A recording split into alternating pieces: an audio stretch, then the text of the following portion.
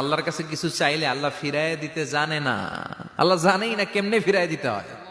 সুবহানাল্লাহ কোন চাওয়া মাত্রই আল্লাহ বলে অ্যাকসেপ্টেড, যা কবুল, দিব দিব না এটা বলতে জানে না, চাওয়া মাত্রই বলে দিব। তিন সিস্টেম। নাম্বার ওয়ান, আপনি আল্লাহর কাছে দোয়া করলেন, চাইলেন, আল্লাহ বলে দিব, বলেই তিনি দিয়ে দেন আর আপনি খুশি হয়ে যান, পেয়ে গেলেন।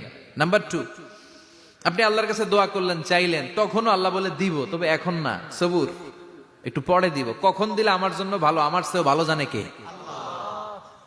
পরে দিবে।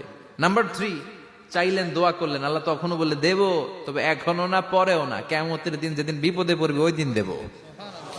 যেদিন তোর বাবা তোরে চিনবে না, তোর মা তোরে চিনবে না, বন্ধু বন্ধুরে চিনবে না, পীর সাহেব মুরিদরে চিনবে না, মুরিদ পীর সাহেবরে চিনবে না, ইমাম সাহেব মুসল্লিরে চিনবে না, মুসল্লি ইমাম সাহেবরে চিনবে না, কেউ কাউরে চিনবে না। ওই কঠিন দিনে তোরে আমি বাঁচাইয়া দেব।